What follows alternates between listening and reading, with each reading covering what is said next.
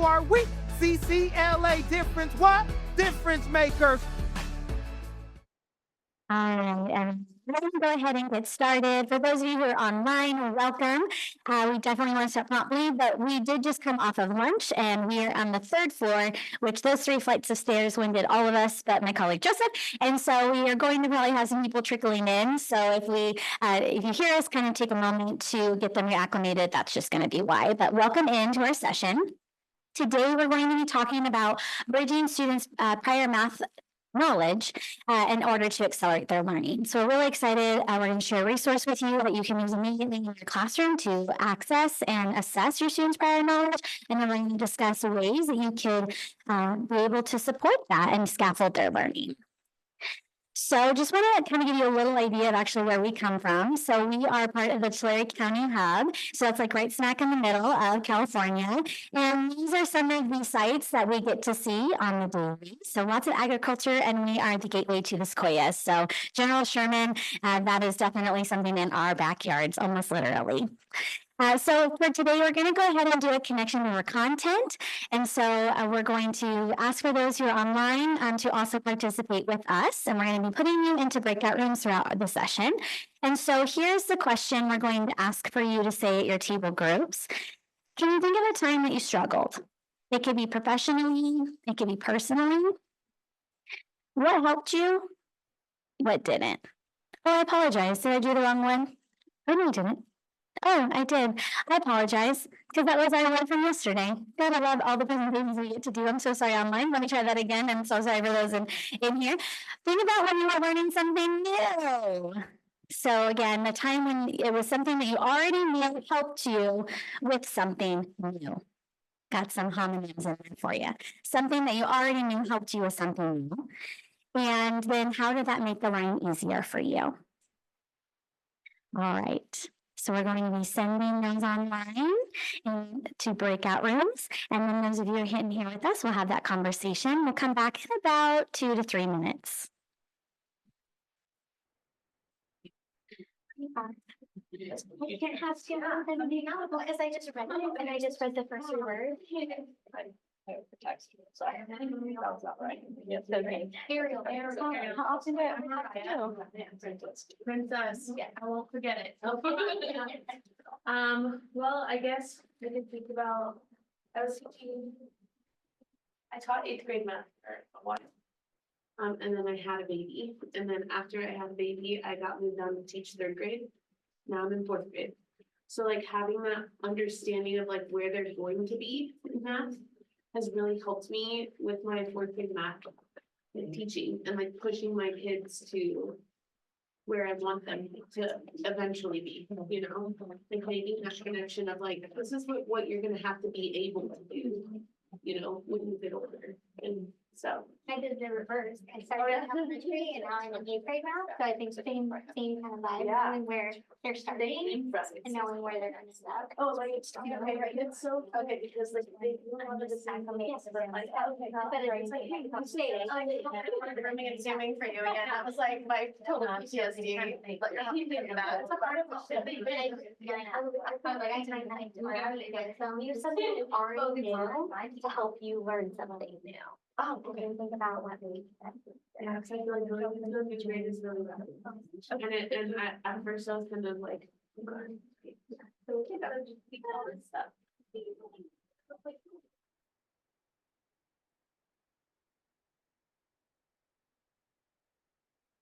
You know how to do this.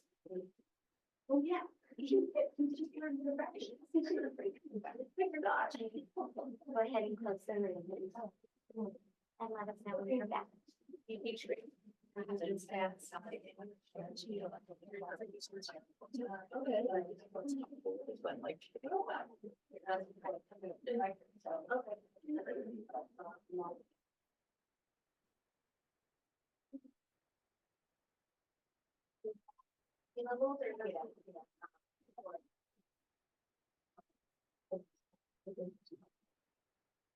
All right. We're thinking everybody should be back from breakout rooms. And what we're going to do is breakout rooms. If you want to share something, please place it in the chat and you can have Janine share it out loud. And then for those in the room, if you would like to share, we'll just be utilizing the mic because that's the only way that they can be able to hear us today. So is there anyone who might come on in? Is there anyone who would like to share something that they either said or even heard their partner say? Maybe there was a similarity in what you already knew that helped you with something new. So I'm going to open it up to the chat or our group here. I'll answer. Okay, so if I run over, I'm going to be that person with the mic. Here you go. Okay, so our group talked about going from different grade levels and having the connection of, I went from teaching 8th grade math to teaching 4th grade math. And so being able to know where they're going helped me learn what I had to teach them a little bit better. I knew what was coming up, how they had to get there. And so I think it's made me become a little bit of a better teacher in the math sense, because I'm able to see like the process of how they get there instead of just being in 8th grade, like, oh my God, you don't know how to do fractions? Like, what the heck, you guys? So. Can we please have snaps for our friend for that? Thank you. Anyone else? Anyone online? We'll go ahead and have Janine using. Okay, absolutely, perfect. They talked about her daughter who learned how to ride a bike using a balance bike first. And then when it came time for the real thing, she didn't need the training wheels. Yes, and she's been riding that bike at 3.5 years old. Ooh, kudos to that. Thank you so much for sharing. Any last minute ideas? Again, using what you knew to help with the new. Okay, great. So today, here's going to be the learning journey we're going to be going on. We're going to discuss just a very little blurb about learning acceleration. We're going to really hit this idea of prior knowledge, going back into the research as to why it's super important. And then we're going to be talking about bridging that known to the new. And then thinking about what are going to be your next steps. You're going to learn a lot in the next 2 days. And we really want you to be thinking about what's that big takeaway that hopefully you can implement in your classroom next week. So here's today's resources. It is case sensitive, so please make sure that the letters are all in caps. But this is going to give you we call it a resource agenda. It's like a links page. Anything we share will be on there for you. And it is also in Sketch, and it is also, we are dropping it in the chat for those of you who are online. So going to give you a moment to access those resources. We will utilize that today, trying to save that paper.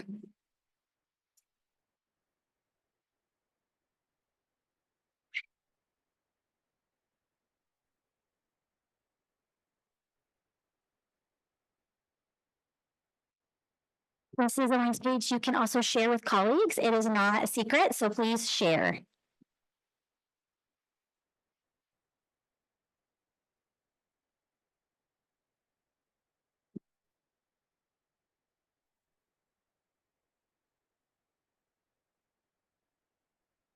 Anyone need to access those links? Okay, perfect. Joseph, also, I put it here on a white book in case you need it later on. So today we're going to ask you to take 3 different stances. The middle one you're all familiar with if we're in education, being that mathematics teacher. But we also want you to put that lens on of being a student and really thinking, what from today can you be able to have empathy for your students? So we're going to actually be doing some math that will help you be able to take on that student stance. And then the idea of being that mathematics observer, because we get to see the details of students as they do math and how are we really listening. I've been hearing Joseph say this several times and I'm going to steal it. He's probably will say it later, but we really need to think about our bedside manner as teachers. And are we really listening to kids? Because none of us like to go to the doctor and not be listened to. So are we really trying to take on that stance of, okay, am I listening to them or am I trying to listen for something like, oh, the next thing I need to do when in my classroom or listening for their answer. And so today we're going to be showing you a video and of a student, and we want you to be able to take that lens of being able to observe them doing mathematics. We're going to do a quick little reminder of what learning acceleration is. Everything about remediation, what we've kind of always done, and we keep doing the same thing over and over again, expecting a different result. We're a little insane in education. We don't want to just keep filling student holes. Instead, we really want to prioritize what do they need in the now. How are we teaching? I'm a third grade teacher. How am I prioritizing and teaching third grade? But then when our speed bump comes up, because it's not a matter of if, it's when. How am I prioritizing? Okay, I need them to get to this in third grade. What are those prerequisite skills that they needed or needed, like I need to build it, or I just need to remind them? And then how am I then bridging back into that third grade content? Again, focusing on the now and visiting the past when needed, but just not living there. In remediation, we live there. We don't want to do that anymore. We want to keep moving kids forward. And with that, I'm going to toss it to my colleague, Joseph Lamb, for the first section. All right. So those who are online, just know that you want to keep that agenda links open so you can get to some of the things we're going to be doing here.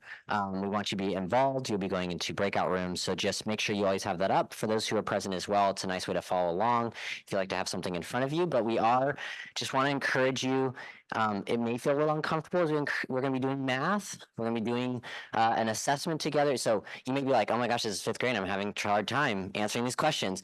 That's okay, because the thing we often don't do in professional learning communities when we're looking at data is say, what do we need to help this data improve, not just what do the students need. And so part of what we want to reveal today is sometimes we need to build our content knowledge, and that's okay. And that's why we have this wonderful community to learn with. And I know that this group is going to be very accepting of wherever we're at. And so just know that we think it's good to build our math mind. So speaking of prior knowledge, I want you to look at that picture and take a moment, just like a minute for yourself to think, what is this and what is it used for? Okay. What is this? And of course, use your prior knowledge, whatever you have, prior knowledge, to think about what it is. Use it for.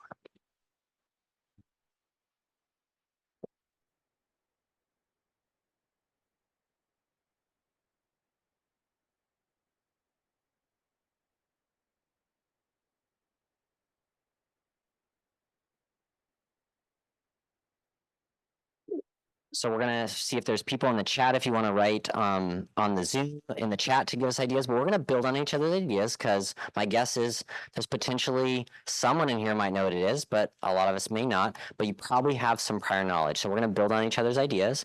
And I'm just curious if anyone would be willing to kick us off or if anyone's written in the chat what you think this may be and what it's used for. Anyone's willing to kick us off? Oh, wow. All right. This is awesome. I love it. Answer. I already talked. Go ahead. I don't. You'll kick it off. I think it's for the physical education test when you jump to see how high you jump off the ground. To build on that, do you have anything in the chat? Totally different. I'm being vulnerable here. Is this a backpack holder? Because the numbers are different, like student numbers. That's my guess. Backpack tree. You have any guesses in the chat? Yes. Maybe a tool to measure snow depth, something for height, something for flooding.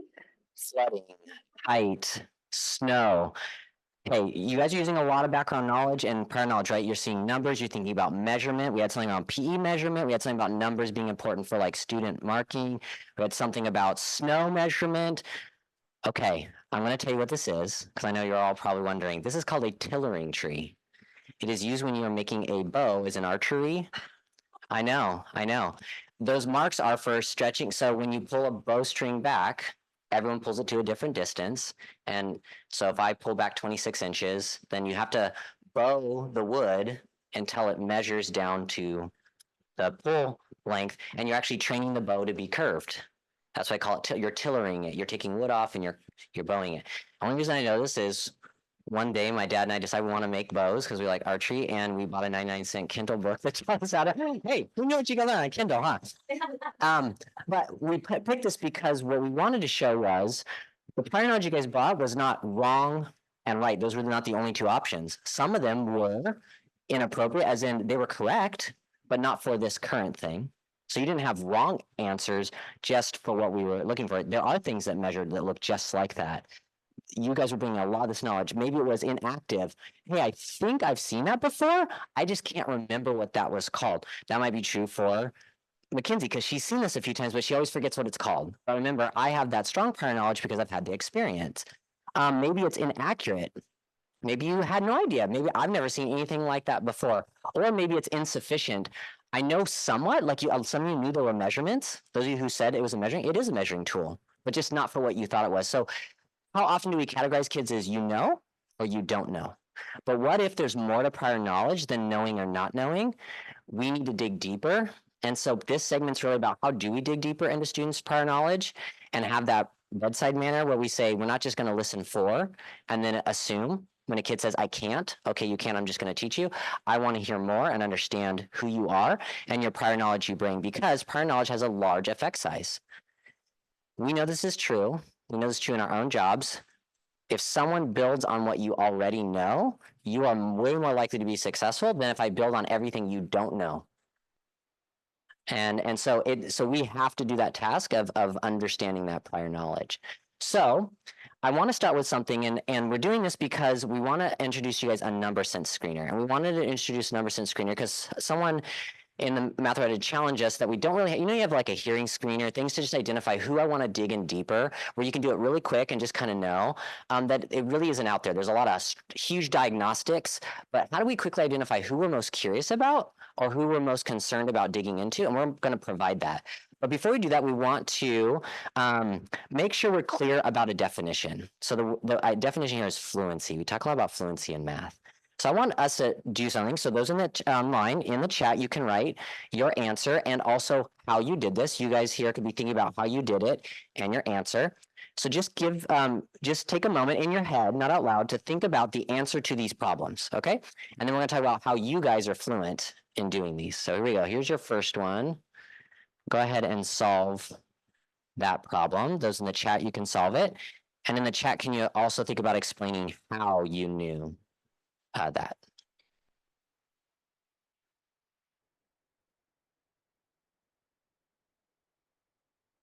Most of us have some kind of answer. Ready? Great.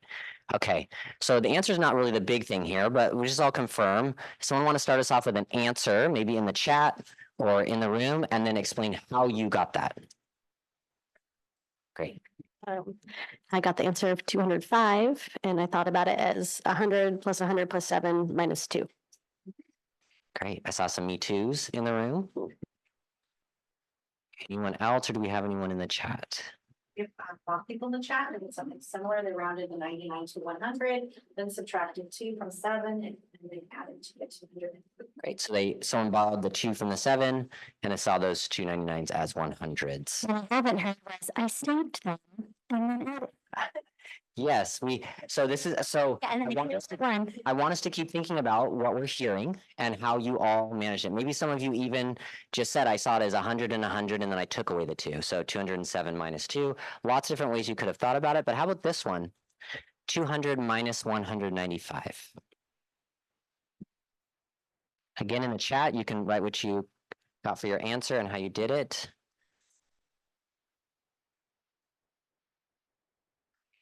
Is there anyone in the room who'd be willing to share their answer or on the chat and how you got your answer? Said 5 and just a quick subtract. Okay, a quick subtract. How many kind of just sort of knew 5 was the distance? Yeah, there is a certain sense where you almost didn't even do some math. You just kind of knew 5 more made because this is called what we call benchmark numbers. You know that you are 5 away from the next 100. So you didn't have to even add or subtract. You actually use this other piece in math, number sense, where you know the distance from, like we know the distance from 50 to 100 is 50 because we know 5 and 5 make 10 or 50 and 50 make 100. Great, so there's lots of ways, right? We could do this. Great, how about this last one? In the chat again, what's your answer? How did you solve it? And is someone in the room or someone in the room as well can share?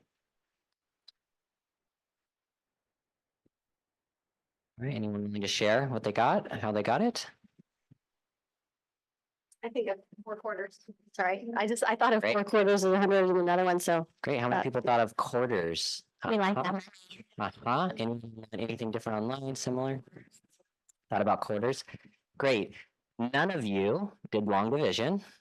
None of you stacked the 200 and put the 195 and regrouped all the zeros. None of you stacked the 99, the 997 and regrouped the 9 and the 9 and the 7 because you're fluent. Because we tend to think a fluent kid can do an algorithm. A fluent kid knows when to use the algorithm. A fluent kid knows when to use what. Because if I were to regroup that, that would actually be slower than just knowing I'm 5 away. Because a fluent kid knows they're 5 away. So if that's the case, if a fluent student has more than just an algorithm and knows when to use which strategies and which tools they have, then there must be more going on. So what we'd like to present to you is that there are 4 major concepts that kids need to have in number sense that we can do a quick check with students. We have for grades 2nd through 6th, and they're built on prerequisites from the previous grade number sense that they would bring in that would give you an indication as to who you'd be most curious about. So as we do dig into this, because if that's what fluency is, how were you guys able to be fluent is because you guys had number sense. And if our students need that to go in to become a more fluent student in math, how could we quickly assess that? And then dig deeper. Remember, we don't stop there. Then we could further diagnose those students. So coming around to you and online, we'll be dropping in there, or you can click on the number sense. If you would go to the 5th grade number sense screener, in the Zoom, you can follow along on there and find a piece of paper. We're going to actually ask you to do some math. No one's going to look at this. No one's going to grade you. I just want you to know. But we would like you to do some of the math to see what students are doing. And also, we don't have our teachers grade it. We have our teachers look at it and say, based on everything you saw your students do and don't do, or whatever is happening, are you curious about them that you would want to talk to them further? Or are you concerned about their current ability that you would want to dig deeper into what they do know in order to accelerate them? So we actually have them sort the students into confident, curious, and concerned. Because if you put a 7 out of 8 on there, automatically we're going to start naming kids. Yeah, you're a 7 out of 8. You're a 5 out of 7. Well, which kid do we choose? Instead, a kid who even got them all right, you might be curious about that kid. Why did he do that? That's an odd way to solve that. I'm going to dig deeper. We want them to be more curious about digging into their students and see it as a quick screener and less as a grade that we're assigning a student. So, yes, please. So a comment, so number sense is more than just numbers. Yes, great. Thank you. The comment was numbers, number sense is more than numbers. Yes.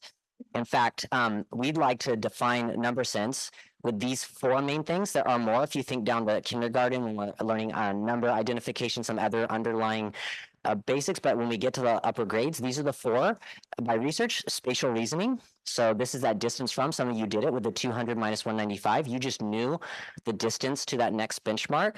It also is shown on like number lines and kids' ability to have that spatial reasoning, partitioning fractions, all those things. -1, -2, +1, +2 of a unit. And I say that word unit because that means plus 1 more, so 5 to 6, or 50 to 60, 1 more 10, 1 more 100, 1 more 4th, 1 more of anything, any unit. Because once a kid can do it with 1 unit, they can do it with lots of units. So we want them to be able to have that ability. Benchmark numbers, we talked about that. How do kids see and you leverage benchmark numbers? And then part whole. The ability to break something apart, decompose it, and put it back together is huge in math. And so these 4 components make up that larger number sense. And you could probably think back to, you use these when you guys were showing your fluency in those previous 3 problems. You could probably think back to each of these. And as the person on Zoom had said, I'm not sure who the person was, but number sense is more than numbers, as you can see by these. So let's... Jennifer, thank you, Jennifer, for sharing that. So the first thing we like to tell kids is how to be a math person. Do math, be a person. Sweet. You guys are all about to do math, and I'm assuming you all believe you're all persons, so you're all math persons. And so we want to encourage you as you're doing this. We always tell the kids to do their best. We want to know what they're thinking, that they are math people, because they're about to do math and they are people. And so we're going to have you guys go ahead and write your answers on those papers, and you guys all have copies of this sheet that you can hand out to students, as well as these slides for the number sense screener. So let's go through the number sense screener just briefly. The first one is, would you identify about what number could go on that question mark? Okay, so if you're in the chat in Zoom, would you go ahead and make sure it's open and that you are following along with this, or you can use the screen as your reference, and then you can write on a piece of paper. Those in the room, would you go ahead and place what number you think might go there?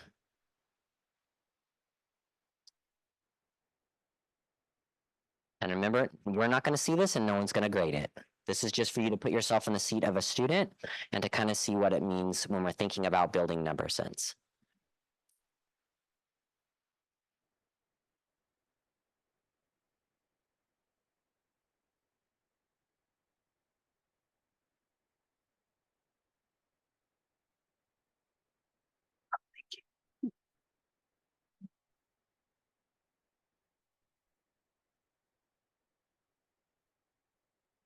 Something teachers ask us is how long to give kids. We encourage you not to make it a time thing, but also to move kids forward because we don't want kids to feel like they have to get a right answer. If they don't know, we encourage kids, it's okay to leave it blank. If this is something they're unsure of, or to write their best understanding. Because remember, we're not grading it. We're just looking at it and deciding, is this a kid we are curious about and want to understand more? Because these are the kind of things we're hoping they're bringing into 5th grade. Right.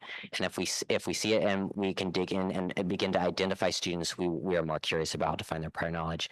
McKenzi just handed me a facilitator's guide. So if you've ever facilitated the old CST days when they had how to speak. So if you're just like, I don't know how to facilitate this, we actually have a phrase by phrase facilitation in there as well.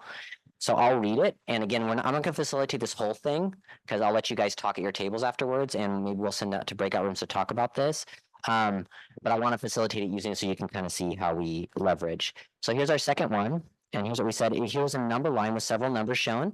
Use the numbers. What would be a reasonable number for the question mark? Here's another number line. Thank you. Use the numbers provided. Where would you place 4500s on the number line? Mark it in box number 2.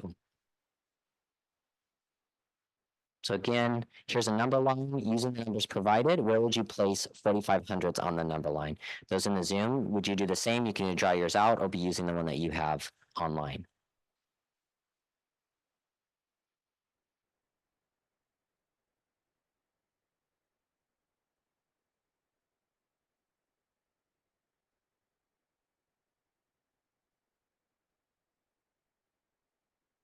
All right, we're gonna do one more. And what we're going to do is give you guys a chance to talk at your tables about the few you did, about the idea of facilitating this. We've gone in the classrooms. It usually takes about 15 minutes to run through this for every kid all at once. And then how might you have that conversation about as you're looking at student work? What would that sound like to talk about a kid you'd be concerned about or confident, curious, or concerned about? And what might be your next steps in following up prior knowledge? Let's do one more though, because this one is unique. In a moment, I'm going to show you an image quickly. As you look at the image, I want you to figure out how many dots you see. Now, we're forcing this because this requires you to use some spatial reasoning, so be ready. I promise I'll show it to you a second time, so.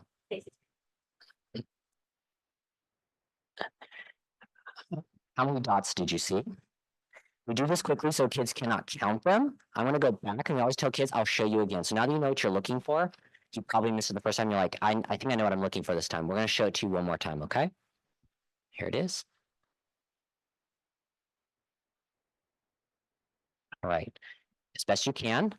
How many dots did you see? Those who are online, again, if you would write that down.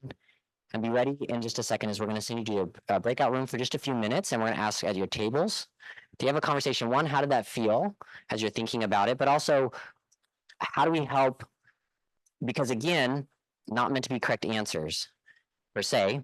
Hopefully you did, but what our hope is that we want to know more about where you currently stand and your number sense knowledge. And again, not to grade it, but to say, did a kid miss it off by 1? Is that really a kid I'm concerned about? Or is it the kid who gave me this kind of answer? So to have that conversation at the table, like which kids would you be most curious about in the answers they give? You yourself, how would you have that conversation afterwards? So let's go ahead and send them to the breakout room and have a conversation about looking over the rest of this number sense screener. You can also look at it in your agenda at the table, same for you. And how might you facilitate or use this to then identify students you could begin to dig into their prior knowledge? All right, go ahead and take a moment to do that.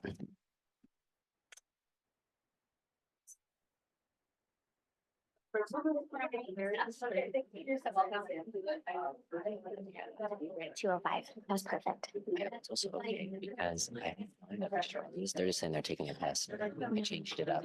I wanted you to. And I think, no, that was perfect. We never intended to go through all of it. I think the next couple can just be talked over so they could just kind of see. Yeah. We wanted to experience it a little bit. Yeah. Yeah. 15,000 or 27, a little bit. Or like that big of a space from there to like the next box almost felt like the same space. Mhm. And so I was like, but that doesn't make any sense. Like that can't be 80,000 if you go down all the way down to 30,000. Mhm. So I kept like trying to figure out like what's like the actual space Mhm. between. Mhm. For number 3, what did you do? Well, first.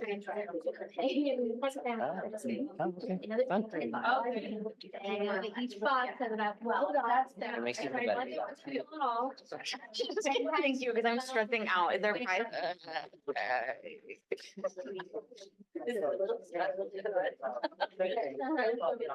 Actually, you know, it's funny you say that because a kid I was tutoring in high school, I tutored his mom's because she wanted to become an aide and she had to take that test you have to take. to be an APTEC. And I go, now do you know how your son feels? Like the stress of taking this test, like she failed it 3 times.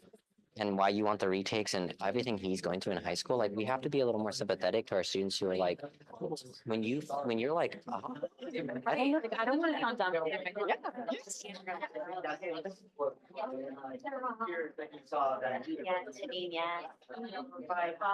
And mine getting a glass of wine.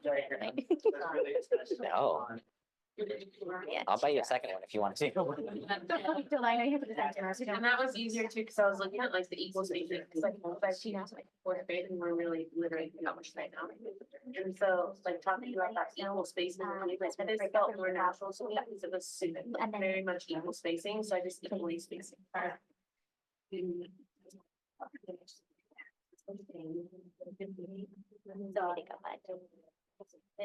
Those in the, as you're finishing our conversation, those in the Zoom about 1 more minute. So feel free to also look at the other number sense screeners, see the different grades, see the progression and kind of where we're trying to elicit. Again, remember, this is not diagnostic for the whole grade level. This is just to get a general sense of their reasoning and understanding of numbers. So that. I'm not just. You got an answer. Like, one. First, you're gonna get one at a time. You need to break it into those.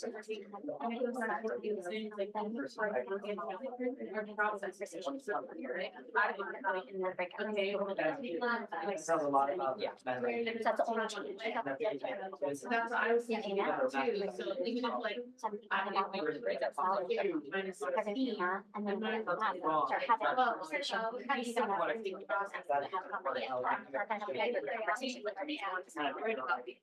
What is it actually? I'm just letting you know. How many dots are there? Away. Go ahead and finish up your thought. We have 10 seconds. Those in the Zoom will be coming back. You guys can finish up your conversations. And they're back. Great.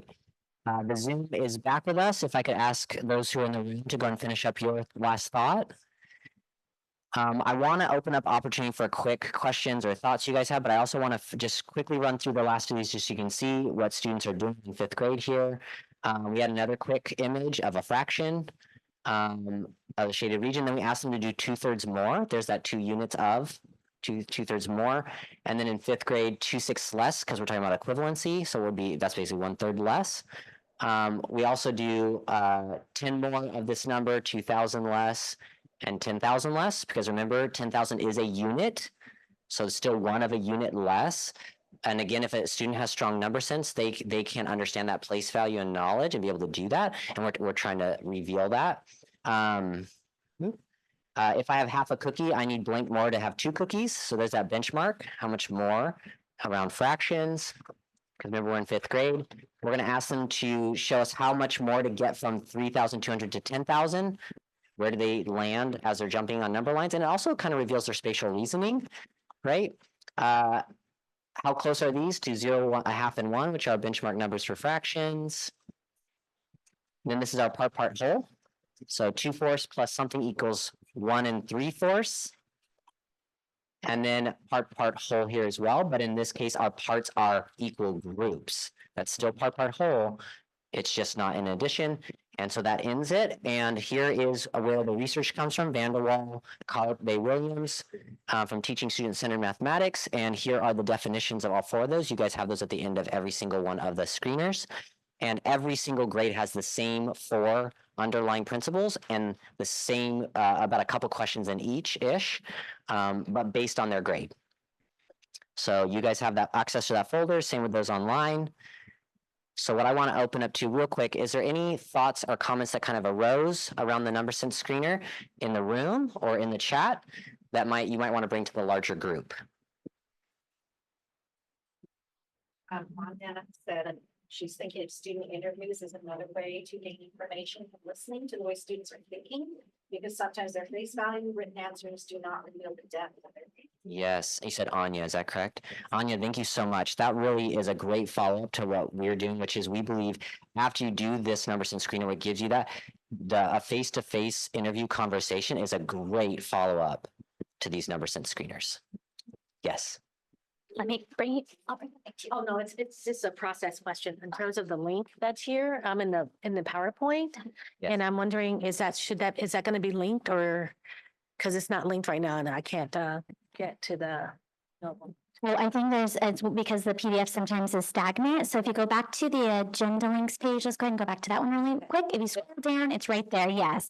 So it sounds like if you're on Sketch, doing the presentation for those online, for some reason it's like flattening, the links not being able to populate. It's on that agenda links page that we shared. And then if you're online, we did drop it in. But yes, thank you so much. Absolutely. I just have a comment here in the room as well.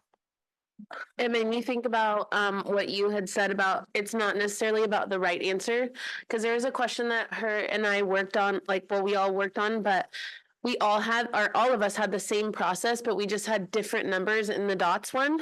And so we all understood that there was one missing out of the 10. And so our processes were all the same, Yes. but we just had different numbers of the dots. So it's like, do those kids really not understand what they're doing, or did they just make you. a silly mistake? Thank you. Hence why we do not have teachers grade this. We don't want to grade. We want kids to look at it and say, oh, yeah, they're really close. Like they seem to really understand. I'm not concerned for that student, but this kid, I'm a little more curious. I think we want to interview this kid a little further, especially with this upcoming unit. So I appreciate you saying that, which is why we really want to stay away from that grading, because once we move to grading, it becomes you got it, you didn't get it. And that negates that complexity of prior knowledge that we talked about earlier.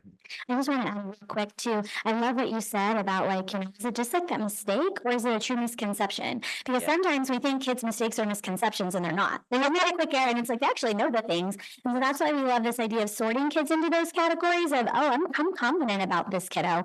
Or, I'm curious about them. Oh, no, I'm flat out concerned. Just because we know you can see in their work if they have a misconception versus if it was just a mistake. And those mistakes are quick conversations. Misconceptions, we're really going to have to leverage the idea of learning acceleration. And I think When you do these, you said we're not grading them, but is it us still looking at them and categorizing them? yes. And how would you categorize it? Because there's so many different topics in here. So is it just by each question, or is it an overall? Yeah, that's great. That's a great question. I think we are very open to depending on what you guys. So it could be a particular one, I really need the skill we're trying to work on and it's critical. So I'd like to know what they're doing. Or it could be an overall. Beginning of the year might be overall. I just want to kind of catch my kids who right now might need to be my targeted students for acceleration. Whereas maybe for a certain time you're targeting a specific. So we think it could actually be both depending on your grade level and what you guys want to focus on. If you could repeat, you had mentioned confident, curious, and Concerned.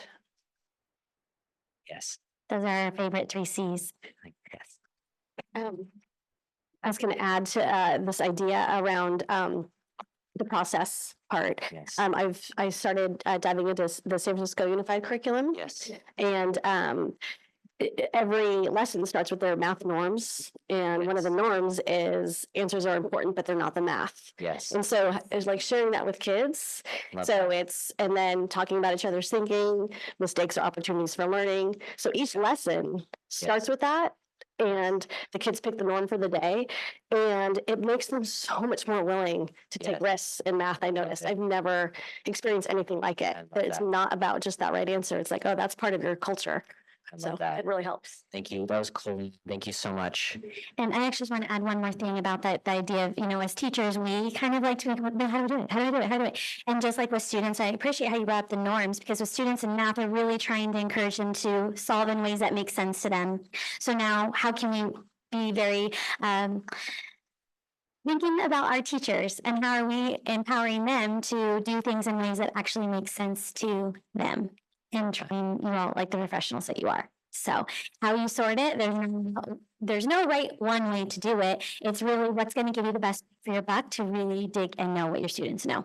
And then I'm trying to think things Anya had said in the Zoom, and I really appreciate. I probably need to pay her later because she segmented perfect. And yes, yeah, we need the Venmo. Because we want to encourage you guys to look at this problem called planting corn from some math milestones.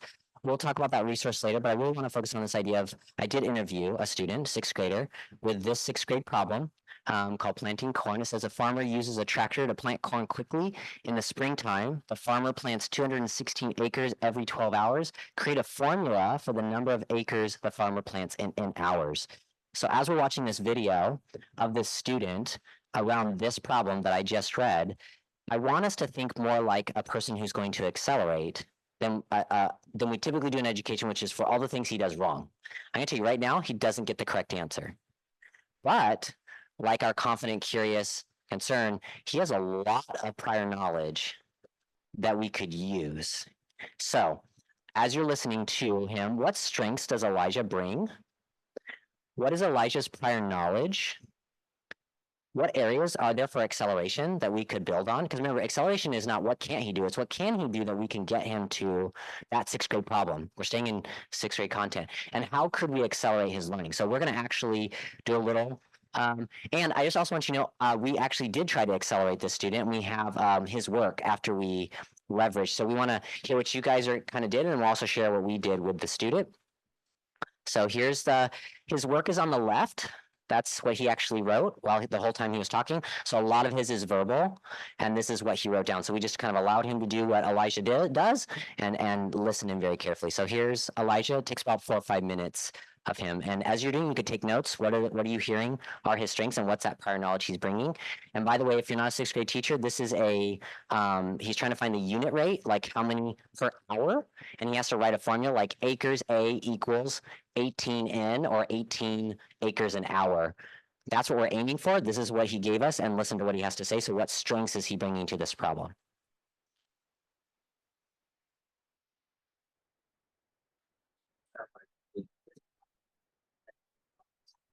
Is that not? A farmer uses a tractor to plant corn quickly in the springtime. The farmer plants 216 gas every 12 hours. Create a formula for the number. Can you switch it over? I'm sorry, give us one moment. It is not switched over. So I think we just need to change. There we go. Now the audio should be on. And hours. Okay, let's start reading this problem in the green box. Can you check online? And uses a tractor to plant corn quickly in the springtime. The farmer plants 216 gas every 12 hours. Create a formula for the number to access the farmer plant in N hours. That's what it reads. Can you go ahead and put that right there on the paper and So I I'll have write, two questions. so I write what is this? We'll answer what it asked you to do. Oh, You know what it asked you to do.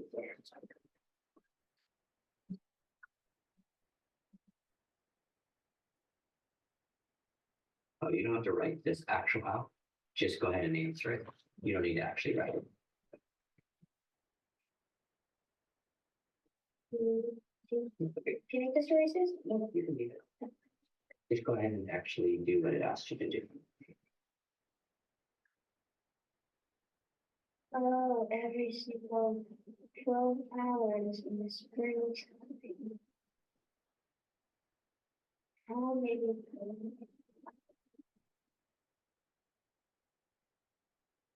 What is excess? Acres. Oh, acres. You know what an acre is?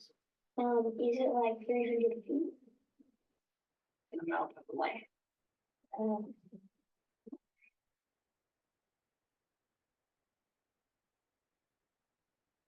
So he plants 216 acres of crop of corn every single 12 hours.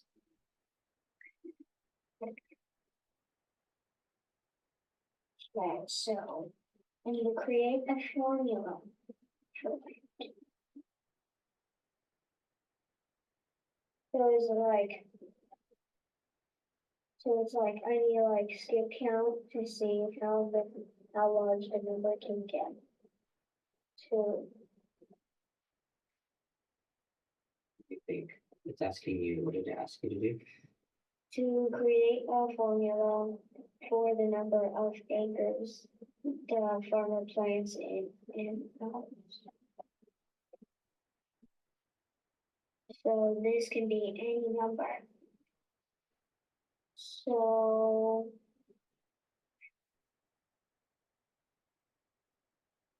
oh, so we can make this like 24 or that number. And Yeah. So we could see if can you create a formula? yeah. So we can make it like 36, for example. As in this, this is just an example. It would be, I'm gonna do 36 hours. So then that would equal 216 times 3, right? Like, what do you think? So Like, you tell me what you think. 260 Oh, that's your opinion. times 3. Okay, so that's 6, 8, 18. We have this. We have that's 34. We get 3 times 2 is 6. So that'll be 648. So wait, what's the 260? That's how much corn. The 216 equals how much corn he plants in 12 hours. And then the 3 is how many times he plants the crops in 12 hours. Okay, so we're like tripling. Okay. And then how much is that? This is how much corn he plants in 36 hours. Hey, thanks, bud. You're welcome. Bye. So we want to return to those questions. If you take time at your table and in Zoom, we can go to a breakout room. And what are the strengths he brings to this conversation? What's the prior knowledge he seems to have? And are there any areas or ways we could accelerate and build on that prior knowledge for Elijah? So go ahead and have that conversation at your tables, and those in the breakout rooms, you can do the same. We'll bring you back in a little bit.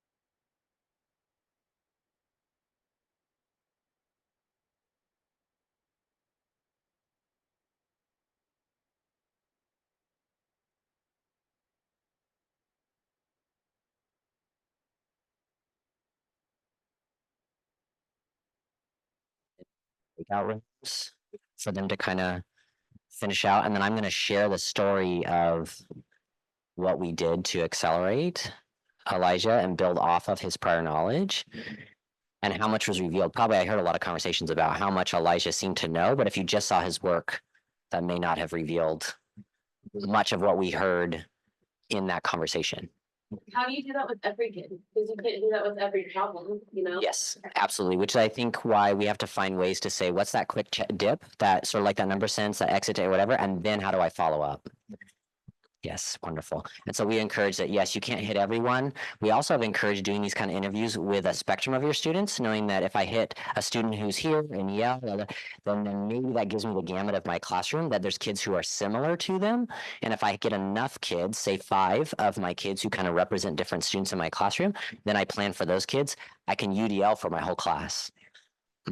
So welcome back those who are on Zoom. I wanted to share, I heard a lot of great things you guys were talking about, that Elijah brings a lot of prior knowledge. And for the sake of time, what I really want to show you guys is what we did, but also acknowledge that you guys saw a lot of what we did, which is he brings a lot of prior knowledge, just not what what he needed to give the exact answer. Like he wasn't sure what a formula was. But what he did know is he knew that it had there was a ratio to this, that there was actually, he was using proportional reasoning instead of dividing, which a lot of us might have done, divide, he went to proportional reasoning.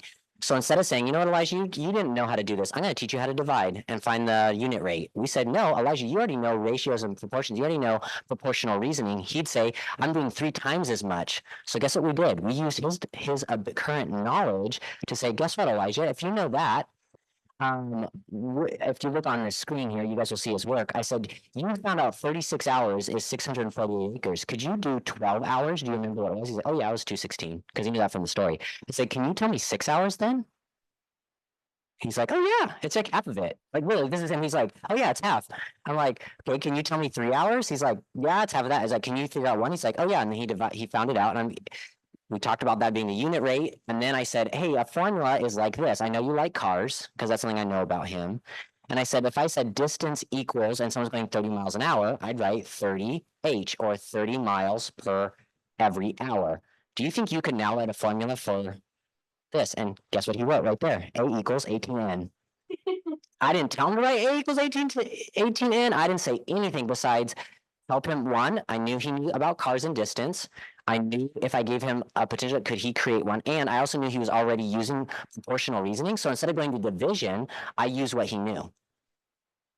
And guess what? Now we talked about what a unit rate was, and we were able to make all those connections and bring him to where we needed him to be. And again, this is the idea of bridging based on his prior knowledge and his strengths, rather than saying, you don't know how to do it, I'm going to show you. Because typically I probably would have gone to division, right? Let's divide 216 by 12. And yet that was not where his strengths lied, yet he had a lot of wonderful prior knowledge. All right, so this is on there for you as well, where I break down what we did, and had a wonderful, it was a great, really fun to see him make those connections and build that bridge. This is the same video, so I'm going to move here. The details of what young people tell us really matter. We really have to listen to students. We really have to ask questions. As teachers, we make assumptions. A kid says they don't know, you need me, and you are unsure. We need to listen through their ideas. So I love, and remind me of your name, Mariah, remind us, like, could we interview kids? Yes. We need to start, and even if it's a kneeling beside a child to hear a little bit more while you're teaching a lesson, or asking more questions of your students, or giving a single problem and seeing what kids do and really digging deeper. Let's not assume. I think our students know more. And I want to tell you the story of Elijah. In 5th grade, he was far below basic. Far below basic. That's the lowest you can be. In 6th grade, after working with him, he was advanced. Think about how much was hidden. I don't think he just jumped that because he didn't know. I think that was a bad indicator his 5th grade year, and no one was unsurfacing all of his prior knowledge. And when we finally did, he jumped leaps and bounds and grew in his confidence. So When I'll leave you to pause and reflect on this, if you want to do it in the chat, that would be wonderful. At your tables, if you take a couple minutes and just talk about what's one piece of new knowledge you would want to share with a colleague next week, and how do you get to know your students' prior knowledge in your classrooms? Or if you're not in a classroom, what would be something as you're working with people that you would want to encourage of teachers to do, or yourself or administrators to get to know those that they serve? All right, so take a couple minutes at your table and in the chat as well, and then we'll share out from the chat what you guys have.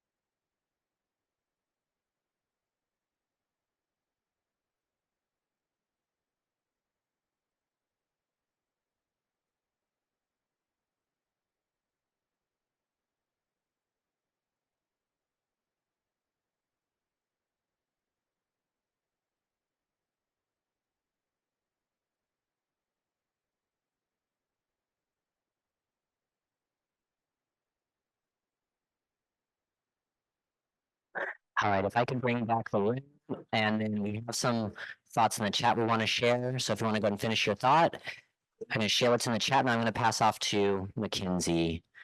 So thank you for the pause and reflect. I want to acknowledge in the chat, we had someone share that they really wanted to bring back and focus on fluency being more than just, did I get this right? Quick answers, but that there's more to fluency. And also, we really want to share with their aides as well as they listen to kids, not to jump straight to just giving answers to kids or telling them what to do, but to listen further and dig into what kids are bringing and understanding. Questions to understand student thinking, don't just grade and look at answers. And schools ask questions to understand student thinking. Don't just grade and look at answers. Oh, That's so good. that a focus on learning. So thank you guys so much. Our next segment is going to be around what's a practical way to bridge? And I think I heard someone over here. I've got a lot of kids. I can't do that with one kid. So we're going to show you a way you could do this with a whole class. Yes. Based on the knowledge you've gained. And I think I heard over here, how do you kind of hear what kids are in their different phases, and how do you answer that within your lesson, the different needs of your students? So Absolutely. And just probably like you do in your own classrooms where you're constantly, that ebb and flow, we have a plan, but we want to always provide space. And we've had some really deep conversations. So the next couple of slides, I'm going to be going through quickly just because we wanted to give more time to some of those very powerful conversations that were happening in that segment. So just want to go ahead and get you thinking about this idea of scaffolding. And we want to take you out of education. We want to go back to like, okay, what is a scaffold in a building? And I don't know about you, but I'm super duper thankful that I don't have these scaffolds in my home anymore because it would be extremely hard because I'm very klutzy. I'm surprised I haven't tripped already. I definitely will be tripping over those scaffolds. And so sometimes in education, we put them up and then they stay up. And so we want to be intentional about, we really need to make sure we're eventually having that gradual release of taking them down. And so Doug shared this with us and we use it all the time. So if you haven't seen this yet, you're just in for a treat. If you have seen it, I just always enjoy. I actually think I can do it. Might try it in the parking lot later, we'll see. I'm going to invite Joseph to help us look at this video. And we just want you to watch it and just think, what are you noticing and wondering about what this teacher does with this student? Didn't want to land his first backflip ever. So I had him jump to his back. That way I could watch his form on his takeoff to make sure he was jumping as high as he could. And right away I noticed a few things that he could do a little bit better. So I had him lay down and just kind of focus on a few body positions that he needs to hit as he jumps. And right away he was doing better. Then I explained what a tuck was and how that if he pulled his knees in during a backflip so hard that I could pick him up off the ground, he would do a lot better. And immediately he was jumping so much higher that we added another map. Then I had him roll back to his feet off this block to kind of practice what it feels like to land a backflip. And then we mixed both those drills together where he jumped up to his back and then rolled to his feet. And the reason for that is because the first time I go to spot him on a backflip, that's exactly what I'm having to do. Jump to his back and then roll to his feet. Once he was comfortable with that, I just did a little bit less work each time and had him put more power until he could do the backflip onto this mat by himself. From that point, all we had to do was just take the mats away. So one by one, we did it on a thinner and thinner mat until there were no mats left. And that is how he learned how to backflip in one day. All right, I'm going to try it. Just kidding, please don't. They should have a disclaimer, do not try this at home. But nonetheless, what were maybe some, please feel free to drop in the chat online in the room. Is there anything that just like really stood out to you about what that teacher did to help the student accomplish that goal? Yeah, let me run over to you. Looking for cues where they were on the right track, but there needed to be some guidance. Thank you so much for sharing. Anything in the chat, Janine? Things, why did that video make me tear up? Why did the video make me tear up? Yeah, absolutely. Broke the process into small steps. Yes, breaking the process down into those smaller steps. And so we are obsessed with Dr. Nikki Newton. She has an amazing book on accelerating K-8 math instruction. If you don't have it, we highly recommend you getting it. Very practical, and it's actually informed a lot of our work. But she has this quote in here about this idea of there is going to be time to visit the past. But again, we don't want to live there. If we live there, that's remediation. But when we visit there, that's acceleration. But then again, I need to drop back, but then I got to scaffold up. So this got Joseph and I thinking. We also follow Peter Liljedahl's work from Building Thinking Classrooms, and he has this thing called thin slicing. And so we thought, oh, let's take this idea of acceleration, let's take his idea of thin slicing, and let's just put it in one big pot and stir it all together and make it happen. So we are going to leverage some prior knowledge and build it by taking a task and kind of breaking it down and giving you a learning journey that we're going to do some math with in a moment, because we know prior knowledge is ultimately that bridge to student success. So with that, I did apologize. We forgot to put one slide about some directions on building thinking classrooms for those in the room. Those of you online, we're going to do it virtually, and you're going to be in a breakout room, and you'll get to see all the tasks. But usually you're going to give kids one task at a time, and we're going to get you up in, like, because when the butt goes in, the brain goes, I know. Dumb. That's his quote, not mine. And so we want to get you up and solving a task. So up here we have cards. And so you're just going to come, you're just going to look at it, see what card you are, and then you just leave it so that way we don't lose the cards because we want to make sure we keep it. And then you're going to go to your write books. Here are the rules. There's going to be one marker and one eraser at each group. And if you are thinking of an idea and it's yours, you can't write it. Because we don't want it just to be the show and tell and somebody playing the teacher. So if you have an idea, you got to pass that marker to someone and they're going to be the one to write the idea because we want everybody participating, as many as possible. There are way more rules, but it's okay. Or I should say guidelines, constraints. But I feel like that's the big one for our time today. And so again, when you get to your board, can you make it into 4 quadrants for me? You're going to have fourths or one big plus sign in the middle of it. And you're going to do one task in each of the boxes. So go ahead and stand up, grab a card. Yes. Oh, on Zoom. Sorry, Zoomers. I told myself I wouldn't forget about you and I apologize. We're gonna put you in a breakout room and just so that way you're not like getting whiplash with like coming in, coming out, coming in, coming out. We're gonna give about 7 minutes for you to go and solve all 4 tasks that we have on the slides. And Janine's going to tell you what slide exact numbers that is. And then we'll come back and have a conversation. You're probably going to solve it pretty quickly because the math is not extremely challenging. However, we want you to be thinking about how are these tasks connected? What's similar about them? Maybe even what's different? And maybe how do these tasks build off of each other to help you eventually solve that final task? And then for those of you in the room, we'll be doing something similar, but we'll hear more conversations, but breakout rooms, hopefully that helps alleviate this idea of like, oh, do this, come back, do this, come back. Okay, so we're gonna send them in for 7 minutes. Team in here, come on up.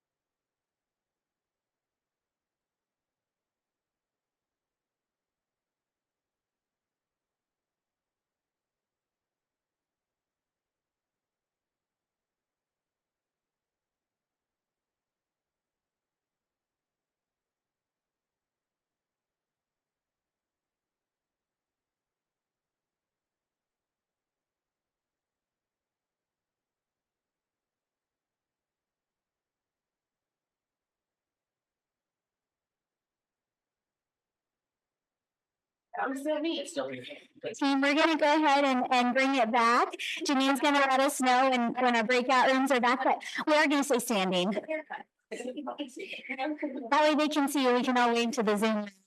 We're gonna stay right here. We intentionally put you here so they can see your work as well. And Janine's going to give me a thumbs up. Okay, welcome back, Zoom. Thank you for your patience with that.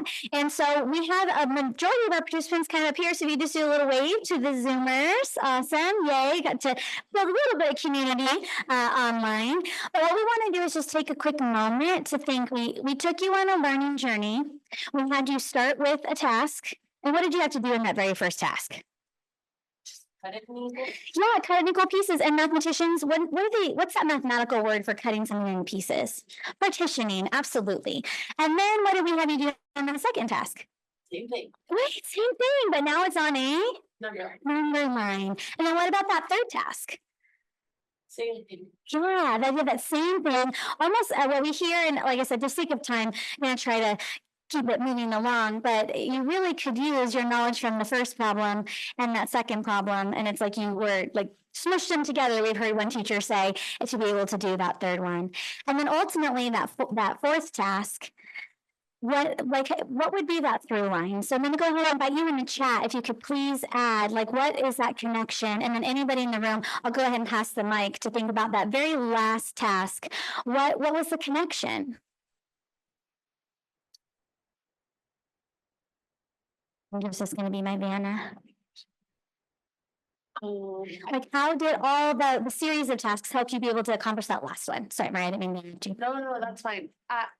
I think I'm having a hard time getting from the first task to the fourth task. Okay. But definitely from 3 to 4, seeing it visually, then going to the fourth task and just doing it numerically only. But I'm not sure how I fully see a connection between the first one and the fourth. That's okay. Aside from partitioning it into equal pieces. Exactly. Yeah. As the idea of letting it help be able to have a scaffold so that kids could ultimately be able to compare. I think to build on what you just said, I think you're exactly right. I think the one difference is that we don't know how they can divide it. Just like we're not sure how that denominator would be. So it can look very similar in terms of equivalency, but it just may not be what we expected it to be. But we need to kind of be observing of what their mathematics is so we don't poo-poo their answer. Yes. Because that's how, as they get older, we kind of lose that love. And I think we do it. Yeah, sometimes unintentionally. Yes, absolutely. Thank you so much, Matt. Yes. Anything in the chat? Anything in the chat, Janine? Oh, no problem. So if we think back to that scaffolding video, and then I promise I'll let you sit down. When we think about that scaffolding video, we decided to take that and again, think of the work of Pierre Lilladal with the thin slicing, to have you start in a place to at least get you started. Because why do kids love video games? They're successful. There's a so think of task 1 as level 1. Even though it wasn't that true, I definitely used it for that other one, because sometimes you don't always use whatever you learned in level 1 in the game to be able to do level 100, right? There's a series of things that happens. But when we did this activity with some 6th graders on a volume task, the kids loved it because they said it felt like you were giving us hints each time.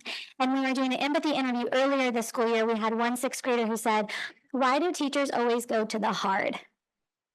Can you start a little bit easier and then build me up?"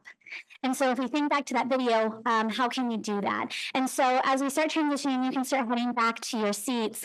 Just want to go over again, this came from their prior knowledge.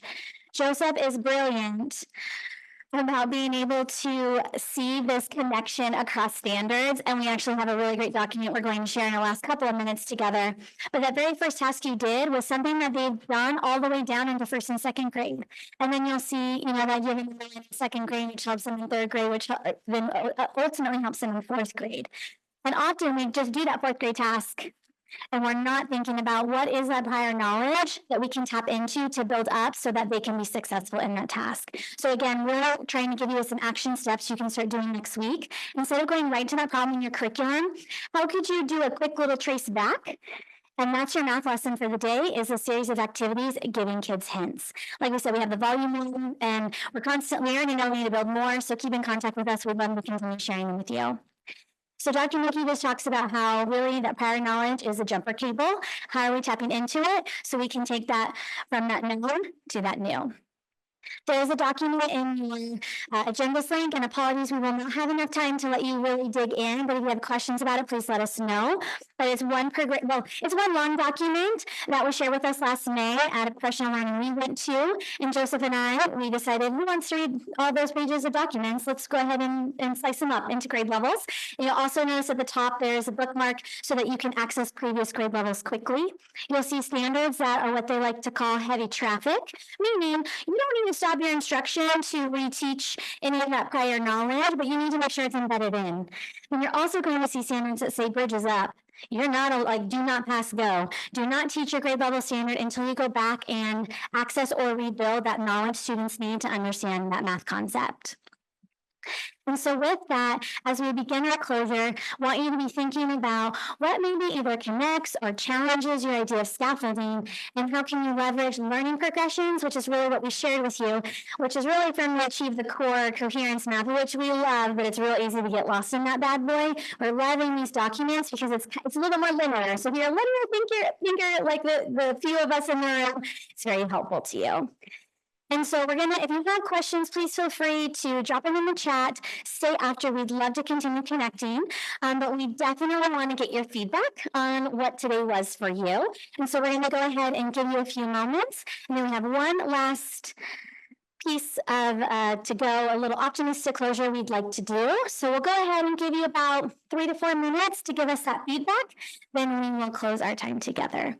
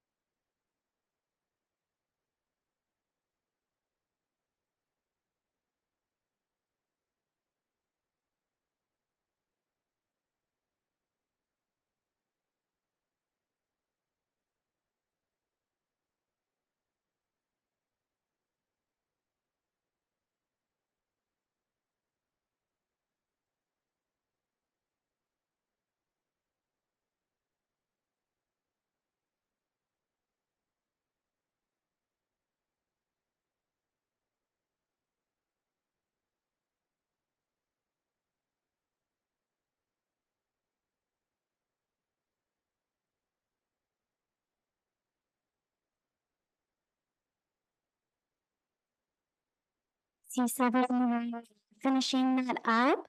So we're just going to kind of gauge that on our Zoom. If you are not finished, please feel free to continue typing your answers, but we would love to do a quick optimistic closure with all of you, and have Joseph be my banner. And please, on Zoom, please place it in the chat so we can read yours out loud as well. But after today, what's your next step? What are you going to do after the learning you had today?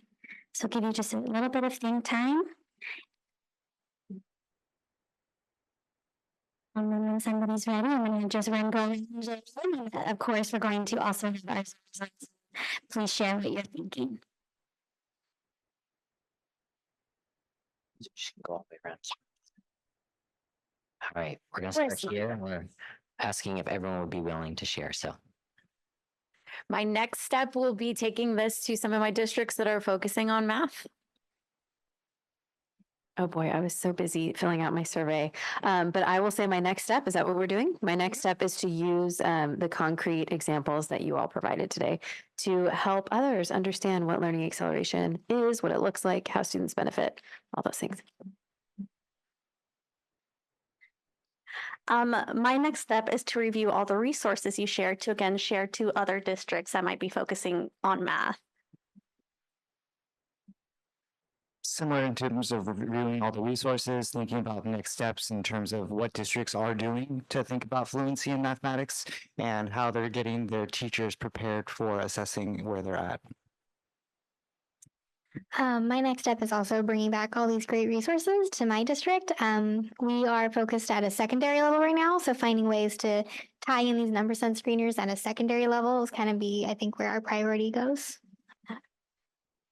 I want to look at the prerequisite math standards because we're looking at that vertical alignment later in the end of this year. And so bringing this to teachers so that they can figure out what do the teachers before them need to really be good at, and then what do I need to be able to prepare my kids for the next year. Thank you for all of those in the room. I invite Joseph to go read what is in All right, first is, Lori says, beginning using screeners. Sunny says it's important to remind educators to design lessons to support learning as well as building capacity. And then also thank you for the video link. No, thank you so much. Please stay in contact with us. We would love to know what you actually implement and what you get to do with your students or with your staff. And yeah, we just love hearing success stories. If you have additional questions, please let us know too. We are still learning and we're still growing and we're grappling with what does this really look like in classrooms. And so we would love to be a part of your journey and for you to be a part of ours. Thank you so much. Enjoy the rest of your conference. Thank you.